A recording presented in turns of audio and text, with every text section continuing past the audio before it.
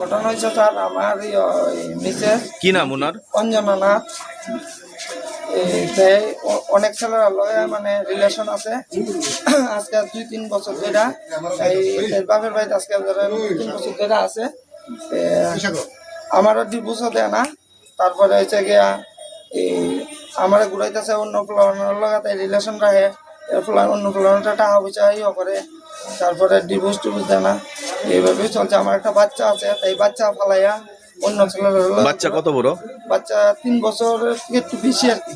তো অন্য ছেলের লগে তাই মানে ঘোরাঘুরি করে। আমার বাচ্চা একদিকে, আমার বাচ্চার পুরো কোনো পড়াশোনার সময়।